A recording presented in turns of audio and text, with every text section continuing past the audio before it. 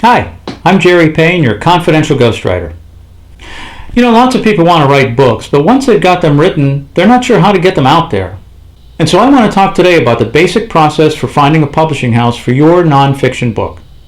We can't cover everything here, but hopefully I can give you at least an idea as to how the whole process works. First, let me warn you that it's not easy. These days, because of the internet and Amazon, a lot of profit has been sucked out of the book publishing industry. Consequently, publishers are very selective about the books they publish. But that doesn't mean you can't try. But if you're going to try, you need to do it right. What's going to make you most attractive to a publisher is something in the industry called a platform. That's just an industry buzzword that means you already have an audience in place for your book. So even before you finish your book, you should be trying to build that audience. There are a lot of resources online to help you do that. Basically, you're going to be wanting to do a lot of social media, Facebook, Twitter. Build yourself a following. Advertise your book before it's even finished. When you're ready to find a publisher, make sure the book is finished and polished. I talked in an earlier video about how to polish your book. This is the time to do that. Make sure you find a proofreading service. There are several good online proofreading services that charge just pennies per word, and it's well worth the money. This is no time to skimp. Now, how to find a publishing house? Well, first, unless your name is J.K. Rowling or Stephen King, you're not going to get a publishing house to talk to you. What you're going to need first is a literary agent. Literary agents are people mostly in New York that know the publishers and basically act as gatekeepers for them. You'll need one to approach a publisher. Agents don't take money up front. Run from an agent who wants money up front, but typically they'll take 15% of any potential royalties of the book.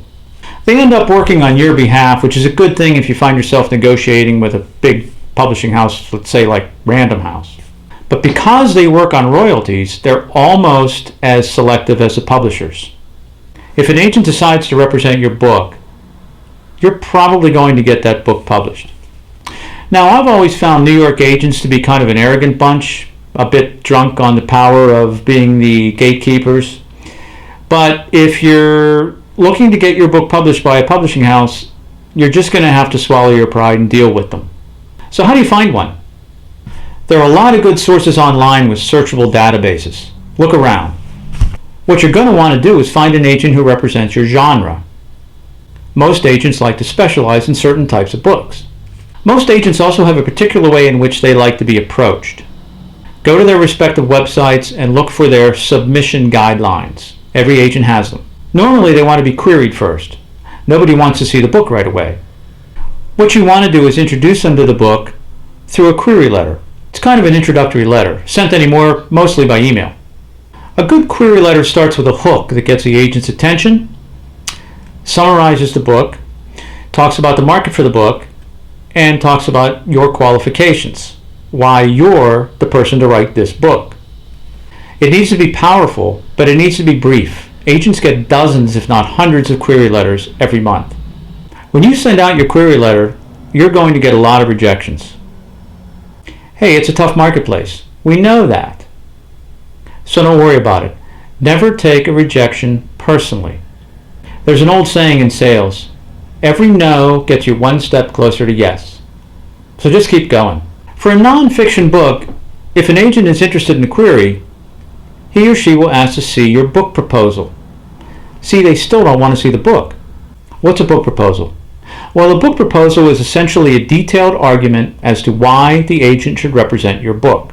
Typically, an effective proposal includes an overview, summarizing the book. This needs to be short and to the point to get the agent's attention. It includes information on the market, who's the audience for the book and why should they care about the book. It includes information about the platform that we talked about earlier, the people that you should already be marketing the book to, your promotional plan, how you're going to help market the book once it's published, how it ought to be promoted, by what marketing avenues, etc. Now, I know that sounds like the kind of thing an agent or publisher should know. I mean, selling books is their business after all, but they do want to hear your ideas, and most importantly, they want to know what you're going to do specifically to help. The proposal is going to include about the author section, you, and once again, your qualifications. And it'll include a detailed outline of the book and sample chapters, typically the first 2 or 3 chapters. For a good source of information on book proposals, check out Write the Perfect Book Proposal by Jeff and Deborah Herman. These are actual literary agents and they have some great inside advice to offer. If you do the proposal right, then and only then, the agent's going to actually want to look at the manuscript. So you better have it ready. Getting rejected at the manuscript stage stings a little more. I know. If it's a query, it just might be the concept they don't like. If it's a manuscript, they don't like your book. Don't take that personally either. Normally at this stage, the agent will at least give a little bit of feedback. Learn what you can and move on.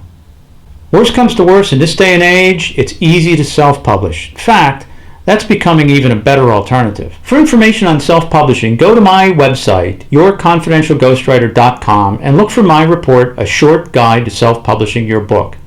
It's a free download. You'll also find information on self-publishing as well as traditional publishing in my book, Writing Memoir, The Practical Guide to Writing and Publishing the Story of Your Life, which you can find on Amazon or wherever books are sold. I'm Jerry Payne, and you can learn more about me at yourconfidentialghostwriter.com or follow me here on YouTube, where I'll be dishing out helpful advice and practical tips in the field of writing. Thanks for joining me.